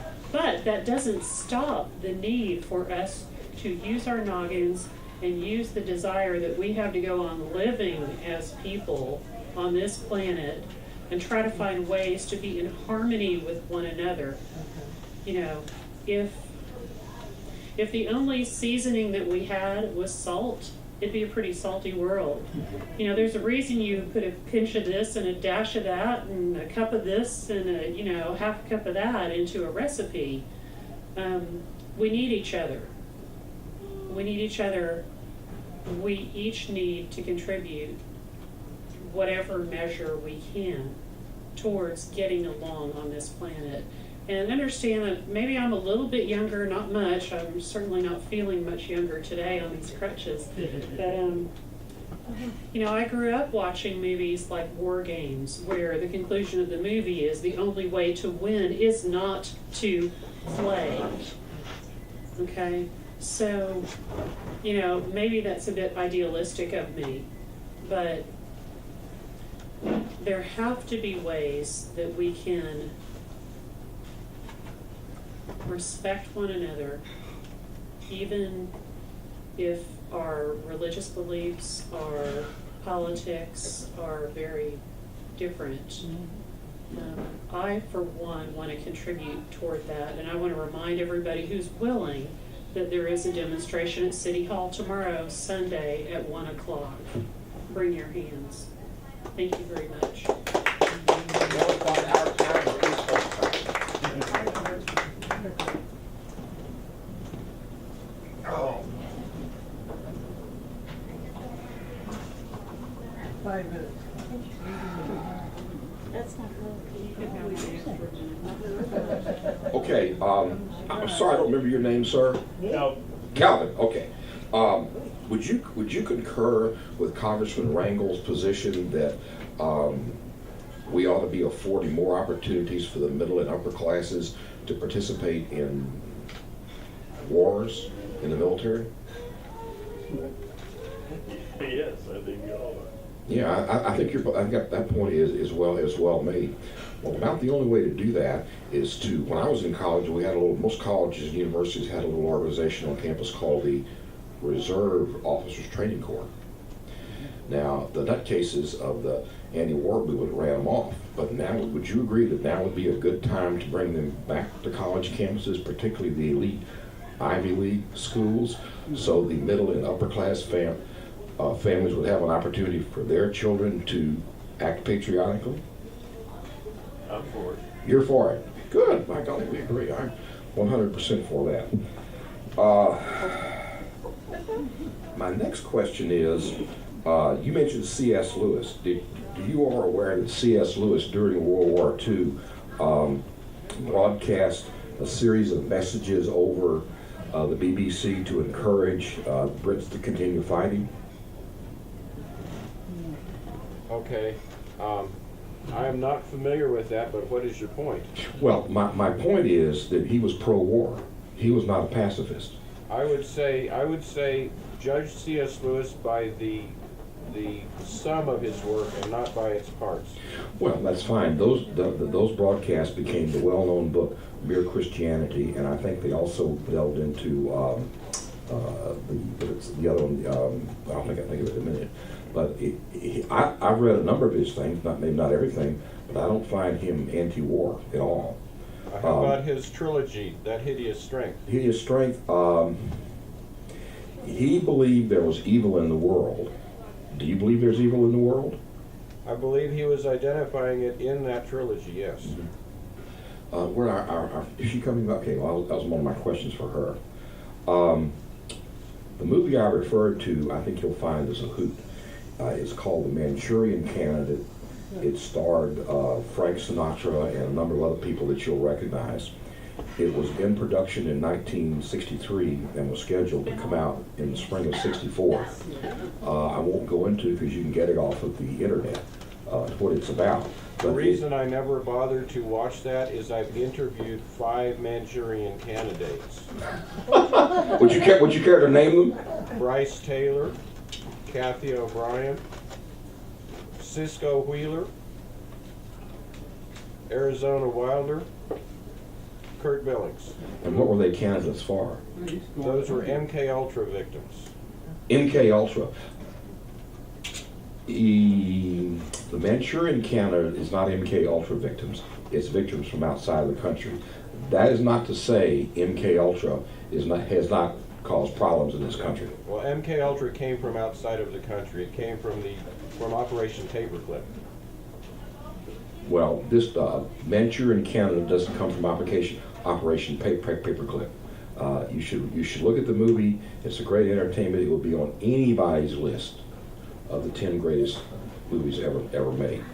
Ma'am, I'd like to ask, the question I wanted to ask you was, do you think there's evil in the world? Of course there is. I think there are evil actions, and people do evil things. I don't know if I believe in an abstract evil in the world. I don't even know what that means. What causes people to do evil? Generally things like selfishness, fear, weakness. Okay, that's interesting. You reference a lot of historical records and things. Are any of those books written by a man named Howard Zinn? No. No Howard Zinns. Good. On the topic of waste, would you all feel more comfortable rather than Texas or Nevada having the waste trucked to our state? Would you be more acceptable to having each state tend to its own nuclear waste?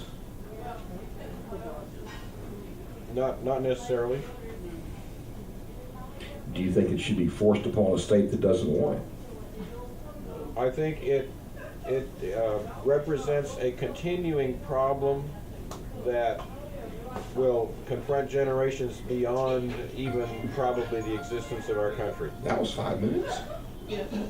Bye. Give it another one. Yeah. All right, let's see which ones I want to do here.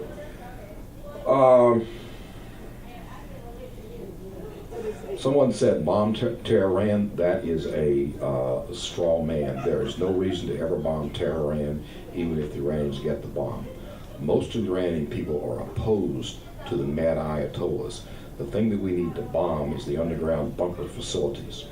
One of the few things George W. Bush did that was right in the war was he tried to get money to develop a small 1 megaton nuclear warhead for cruise missiles, because our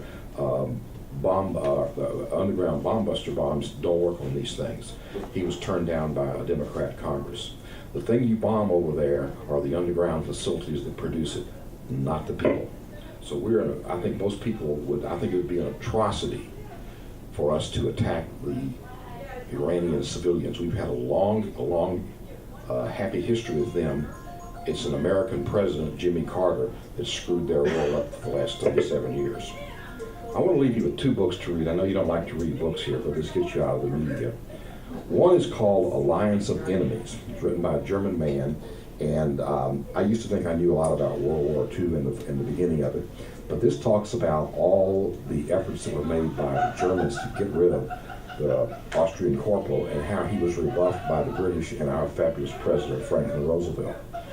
I can't remember the name, but you can look them up on Amazon. The other one is 1941. We were allies, in case you all remember, with Japan in World War I and afterwards. It wasn't until the late 20s or early 30s when our allies in the Japanese government were overturned. This book goes into quite a bit of detail about it. Japan never had a chance of winning World War. They had a weak army. It had no artillery, little air force, and the only thing they had was the Navy. And you're right, they were there to fight for the death. And underlining their ability to fight was a theological principle, which is the same thing the Iranians do. So, if you want to avoid the distortions of the media, read the books.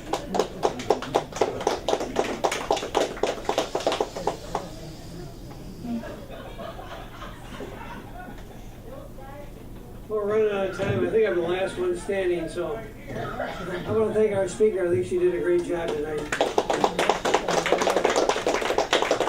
You brought our attention, and you brought up a lot of things, and you got people talking. That's the important thing. Speaking of quotes, President Eisenhower years ago said that every gun that is made, every warship launched, every rocket fired signifies, in the final sense, a theft from those who hunger and are not fed, those who are cold and are not clothed. That was President Eisenhower. You just thought I'd mention that. Another one I thought of was Winston Churchill. He once said that the Americans will always figure out to do the right thing after they try everything else. So that's something else to think about. That was Peacenik America. Peacenik America? No, that was Winston Churchill. No, that was 1930s he was referring to, the 1930s. All right, well, anyway, that's one of his quotes. There was some talk tonight about Obama being weak, etc. But I direct your attention to the fact that they are negotiating now with the Iranians, who a lot of people don't like. But they're trying to get. If you don't negotiate, what is the alternative? Blow them up? Start a war? Is that what you want? Straw man. Well, anyway, they're trying to negotiate to try to keep the country from having a nuclear weapon. That's the whole idea of the negotiation. And if the negotiation succeeds, fine, then we've done it. If it doesn't succeed, they have an opportunity to blow the place apart. I mean, do whatever they're going to do. But the whole point is, if you don't negotiate, you're going to get anything done. So that's why I think he's doing the right thing. Anyway, that's neither here nor there. They already have But anyway, this now goes to our speaker, who gets to comment all the comments that have been made and close this thing tonight. So you get the last word.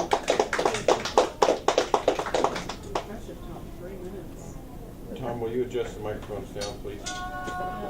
You get the last word.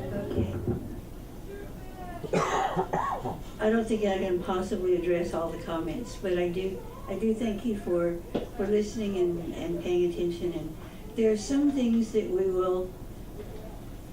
that are speculative, that we will never agree on. There's too much truth and untruth floating around with them. And one of them is the surrender of Japan. However, the truth about China is that it was a terrible situation. The Japanese did terrible things. The Japanese people acknowledge that they did terrible things. You will see exhibits created in Japan that shows the terrible things that they did, and they have issued, through their government, formal apologies. And we have never issued apologies for the things we have done. With the million-person thing, I'm sorry I did not know this was going to come up, and I need to do fact-checking.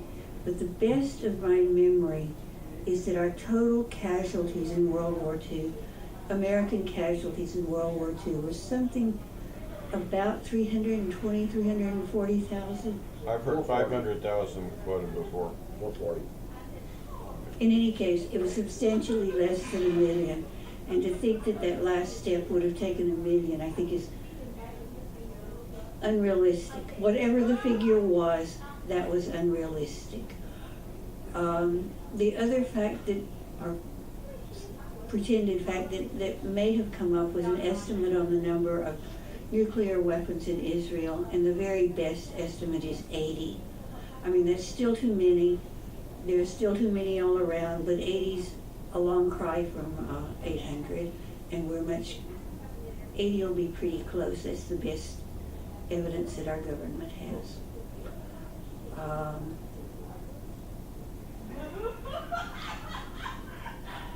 I think it's really hard to make judgments about the past. We all have our family mythologies, our personal mythologies, and too much that we can't be in another place in time, no matter how much we would like to be. We can only see it from secondhand.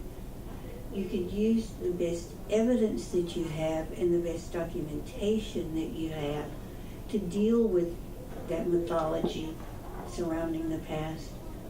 But that's all we can do. And I'm not sure that's the most important thing we can be arguing about. I think what we're going to do in the future and what we do to change in the future is more important. Finally, I'm not an expert on the Middle East. I do work with the Middle East Peace Commission at the Dallas Peace and Justice Center, and I know both Muslim Arabs and Christian Arabs and Iranians. And I think we cannot call a nation evil. We can talk about people doing evil things, nations doing evil things, but a nation is not evil. It doesn't make any sense at all. That's like calling a potato evil. You know, in a sense, it's just not the right word to use. They have some different values than ours. But there's some good values that they have too. And there are some things that we have done, not only the United States, but primarily the West before the United States, that have made the whole situation in the East a very difficult one, and one that'll probably take the rest of our lifetimes and the rest of our children's lifetimes to untangle, even if we were working strictly on that. It will not be untangled by us calling one another evil. Either they're calling us evil or our calling them evil.